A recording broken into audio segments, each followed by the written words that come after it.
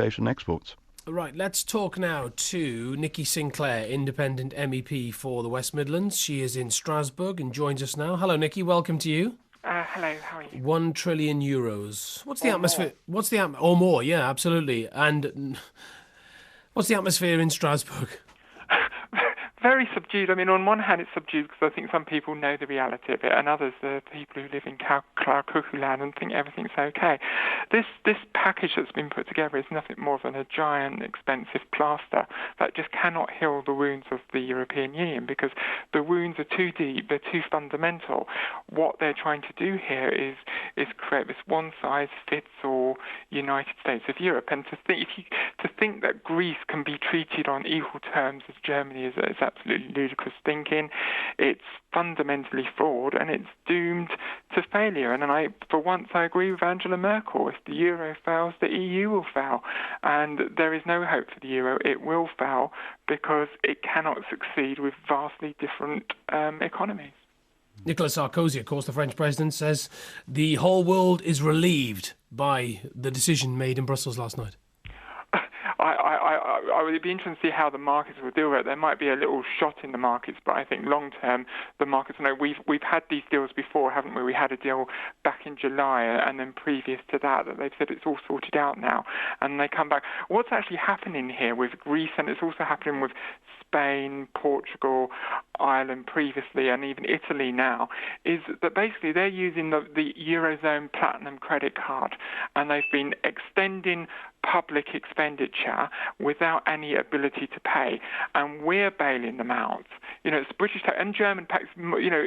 As much as British taxpayers are paying £45 million a day, German taxpayers are paying even more, and we cannot sustain that. You wouldn't continually bail your friend out of their credit card crisis, and that's what we're doing. And they're just going to come back for more and more and more, and we can't sustain that. We're substantially cutting our public services at home to bail out others who are spending other people's money. This is very interesting. Economists have noted, Robert, that the key aspects of much of this deal are going to take weeks to pin down. And it's worth pointing out to our listeners that this plan that Sarkozy and Merkel and José Manuel Barroso have been celebrating and toasting last night, it still could unravel over the very details. Yep. One reason why I expect it to unravel very quickly is I was reading in the Financial Times last night. I forget the exact figures, but the total sovereign debt, that's the debt owed by governments to European banks, is of the order, the Financial Times didn't have an exact figure, but of the order of 5 to 7 trillion euros. So this €1 trillion fund is totally inadequate given the magnitude of the debts that are in danger of being defaulted on. And so they'll be back for more, because the debts that are in danger of being defaulted on, at the moment we're only talking about the Greek debts, but there's the Italian debts, which are about 6 times the size at least of the Greek debts, and the Spanish debts are about 5 times the size.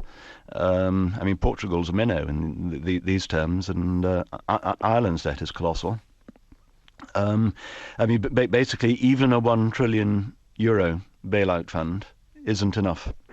Isn't enough just to tide us over. Just to depress us even further. BJ in Caerphilly goes on to say, Jason, we're on our butts in the UK. X amount of billions of euros could be used to sort out our country first, which was, I think, Nikki's point. This is from Dan in Newport. With regards to the constant bailouts in Europe, the observation made by, I think it was Albert Einstein, that only a fool repeats the same action over and over and over and expects different results. One day longer, we prevaricate. One day longer, this situation deteriorates. It is, David, like prolonging the inevitable, isn't it? It's like staying in a relationship when you know it's just not working and you hang on in there hoping it'll all change.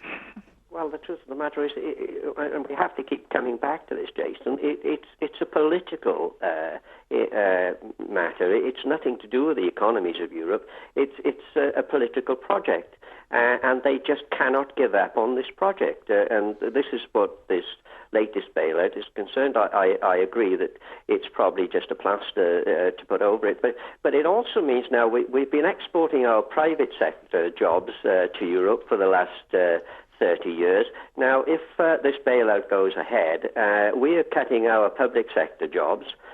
Greece is refusing to do that, and we're starting now to export our public sector jobs to other countries by the bailout. And whatever they say, Jason, they will make an excuse, a reason for us to be part of that bailout. There will be a mechanism used that British money will go towards this £1 trillion that they're talking about. And we all know that that's the case. Britain seems to bite the bullet every time.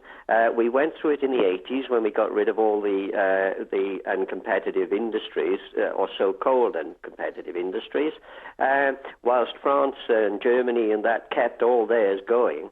And now we're being asked to bite the bullet again. And I think it's time that Britain decided to become a sovereign state. We can make our own decisions as to how we run our economy, and we would become a global trading nation again.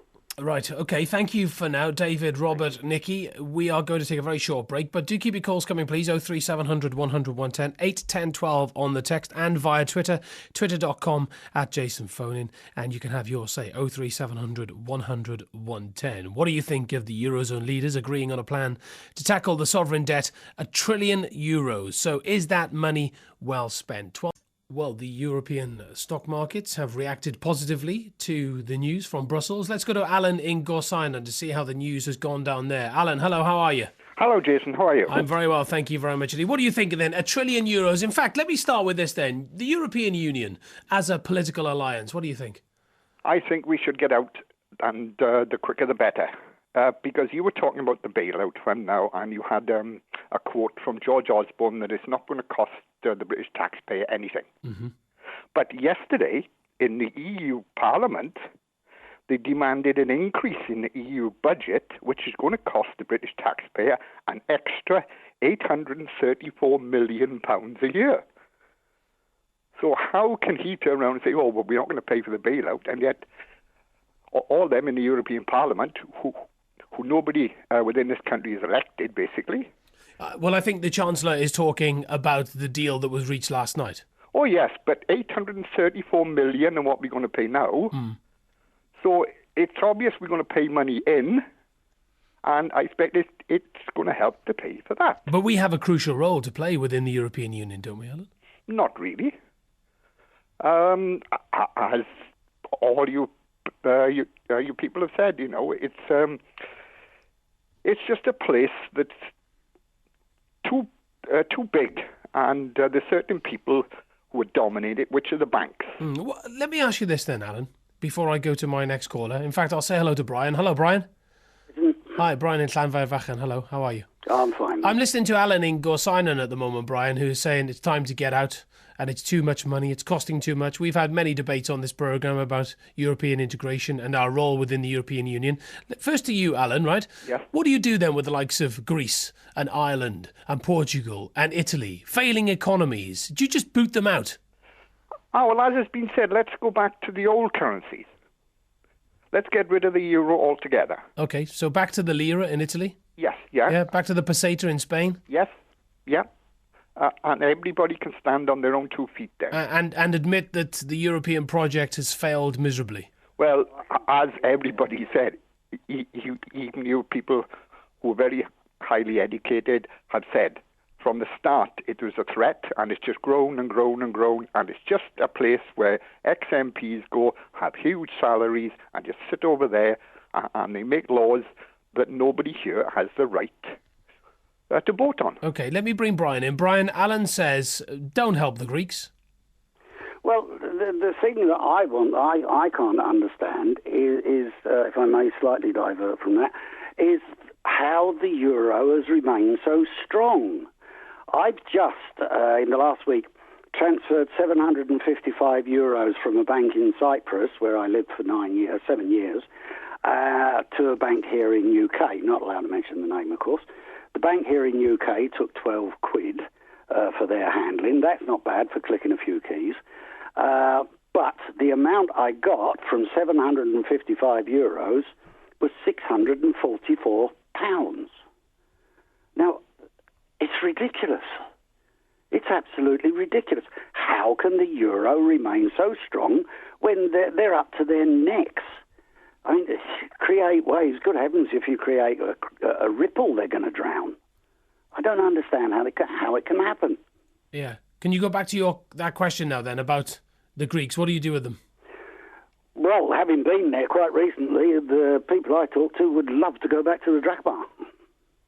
You know, this is the people on the street, the guy behind the bar, the taxi driver, that sort of thing, yeah? We're not talking about politicians who, let's face it, clout cuckoo land the ruddy lot of them, whichever country you're in. But there we are. You know, I do think that as Europe is such a massive trading partner of ours, we've got to help somewhat, but not to the extent that we're being ripped off, and I mean ripped off. We're not a big country anymore. We're not a big world trading outfit anymore. We don't own a third of the world anymore. We can't afford it. But we have to be within the European Union, don't we, though, Brian? Sorry? We have to be within the European Union, don't we? In the way that we are now, with some adjustments, yes, but I don't believe we should join the euro. No. But you believe in the political alliance of the EU? Oh, that's a dodgy one. No, I don't. You don't? Right, okay. No. The reason is, Brian, the reason is because I know that Alan wants to come in on that. Alan, 50% of our exports driving so much of the investment in the UK. That's what the Prime Minister David Cameron has been trying to stress to his rebel MPs in the House of Commons this week. Yes. Do you understand just how crucial it is that we stay within the European Union? Because I know there are many people who listen to this programme who share the same view as you and Brian, that we should get out of the European Union at the earliest opportunity. Oh, yes, I understand what he's saying. But as was mentioned earlier on, there's other companies that have folded up in this country who are employing a lot of people and do a great export job. They've had to fold up because there was no backing for them. But as you mentioned earlier on, the Skoda factory is given somewhere else. The jobs are moving from this country over to other countries and getting the huge investments into them. Yeah. Which they're not putting into this country. Okay, thank you very much indeed to Alan and to Brian. I think Nikki Sinclaire, independent MEP for the West Midlands, was trying to come in during that little debate that we had there. Hello. Hi. Just to say, I mean, this 1 trillion plus, they're not going to magic this money from anywhere. It is taxpayers' money, and I totally refute George Osborne that this money will come to them. I mean, even if it's not via the EU, which I believe that will be money via the EU, it will become via the IMF, which we're a member. So we would be funding these bailouts, and George Osborne, I believe, is disingenuous by this. David Cameron mentioned about 50% of our exports. That again is a disingenuous figure. Our exports is only 10% of our economy. The total UK economy, we actually trade with ourselves, and that's 90% of our economy. Sorry, 80% of our economy, but only 10% of our exports, 50% of our exports, 20% of the exports are done with the European Union. And we have a massive trade deficit with the European Union. We buy far more off of them than they buy off us. So if we were to leave the European Union, and we can leave the European Union, Article 50 of the Lisbon Treaty sets out on how we can leave the European Union, they would want to trade with us. And it would be in their interest to trade with us. And this other thing that David Cameron says about we want to renegotiate powers with the European Union, one of the most fundamental problems of the European Union is that you have to have unanimity among the 27 member states. Any one country can veto any renegotiation. Any one country can do that. And that's why the CAP, the Common Agricultural Policy, which is has such an impact on Wales, and 48% of the EU budget cannot be reformed. If you remember that Blair gave away half of the Thatcher rebate just so that President Chirac, the French president at the time, would agree to having talks about reforming the CAP. And that budget went back a few years ago now, and we're not even beginning those talks until next year. That's what unanimity does.